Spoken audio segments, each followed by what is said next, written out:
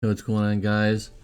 Welcome to our Final Fantasy Brave Extras video, and this is going to be a review for Balthier as well as Ashe.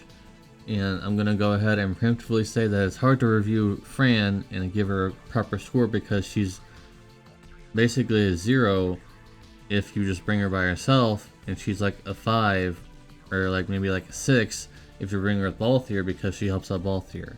That's it. So her NVA is pretty much worthless other than that. She doesn't really do anything that special. So we're not going to really waste time making a whole slide on her and everything like that. So keep that in mind. So we have Balthier here, whose Ashe Timor is very good because it has a lot of HP on it. People have mentioned. And also 50% LB damage, which I don't believe is tied to anything. So there's that. If you are planning on using Balthier, of course you want to upgrade his previous, I think it's the TMR. You want to upgrade that in the Chronicle battle so he gets another 500 fly attack, among other things. Anyways, infinite turns, so that's a good thing. Both sides. On both sides of his unit, he has 500% cap. He has some killers.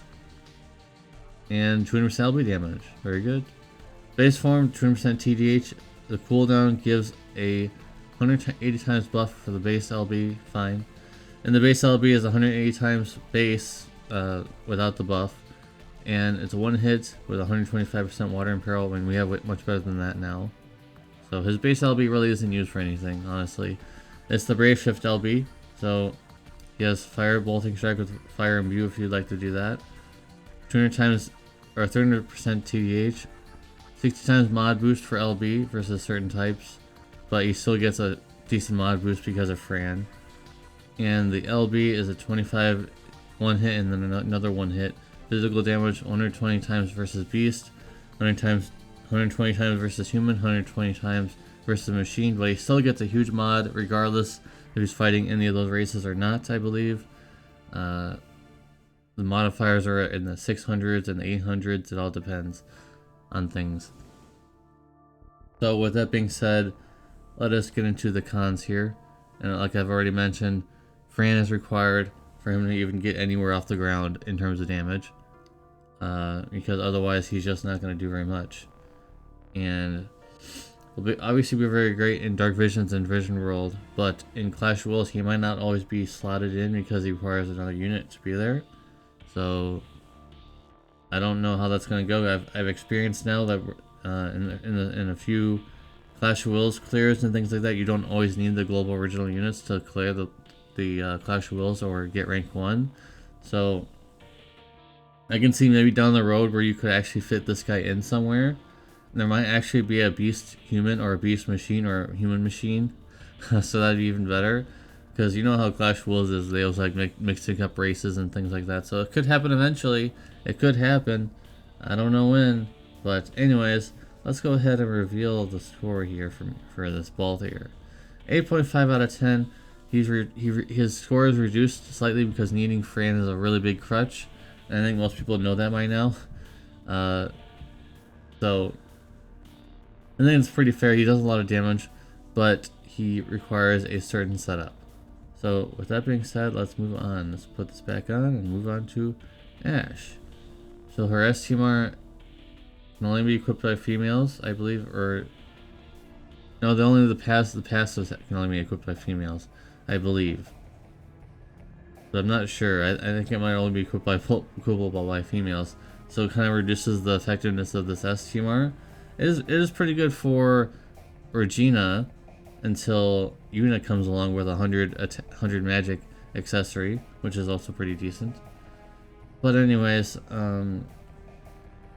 she has infinite turns on both sides. She has a cooldown of a 250% fairy and stone killer to one ally. So if you're still using Zon for some reason, I doubt most people. It's kind of copium to say, oh, just bring Zon. It's kind of a copium thing to say that at this point, but a decent amount of killer for one ally. The base form has 400% Spirit True Shield wield. She has some killers, but she doesn't really need any of that because, I mean, yeah, I've used her to help chain with before, but she's not here for damage. Preemptive magic cover, 100% status immunity to all allies at the start of battle, which is very nice. I like that. 150% light and dark resist for all allies. I've used this. I have not really used her normal attack. She doesn't really have time to do that, so... But her normal attack does remove all buffs from one enemy, which is decent, but I've never used it. And I have used this LB.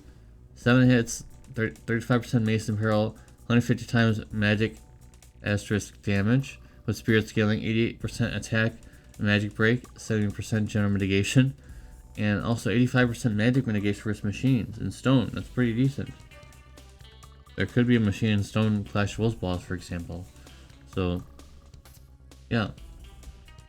The Brave Shift form is kind of awkward to use, but you could make it really tanky, to where if you use the base form first, you could shift over. I've done it before.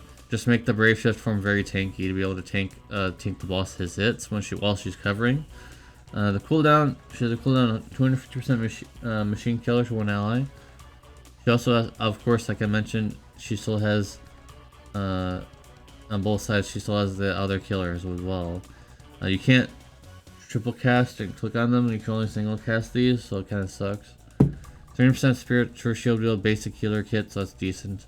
Normal attack is a 300% stat buff, 200% LB damage buff, and also 1000 HP recovery of a 3.4 times modifier. Fire Imbue and Fire Amp for all allies. And the LB is an auto revive, which is decent. I've used this before. 350% stat buff, 250% LB damage buff, and some killers for all allies. Not too bad. And so got some cons here. Not very many because she's just pretty good, but it's just like there's not much to say about it at the same time. So either EX2 or EX3, I'm not sure on global, but she has a fire amp of 45% that is locked beyond EX2 or EX3. And do we care about that on global too much? I mean, we have Roberta for 45% fire amp already, so I don't know why we should care about this too much. But and the Mace Imperial doesn't really benefit anyone besides like the Poppy that probably no one pulled anyways on global, so not really that useful otherwise. So let's go ahead and reveal the score for Ashe. 7 out of 10. I think she's just pretty decent. If you get her on Alpha Banner, it'd be decent. Is it worth pulling for her? No, not really. I mean, you don't really have a choice. If you're pulling for Balthier, you don't really have a choice in the matter. They're not split. So, honestly, if you're pulling for this banner, you're pulling for Balthier, not for Ashe, really. Maybe the reverse is different. Maybe you are pulling for Ashe because of story reasons. Maybe you like the character. That's fine. I'm just saying that she's kind of skippable on global because we have so much more uniqueness, like Maeve or Maeve, Chow, for example. We have quite a few tanks. We do. So take that as you will, guys. Anyways, let me know in the comment section down below if you're gonna pull for this banner. If you've been waiting a while, if you're saving your lapis for this, or you're saving it for Tidus, Regina, or Nier. I know the majority of you guys are gonna say Nier, and in fact, I might make a poll to see what you guys are saving for the most. Anyways, see you in the next video. Peace.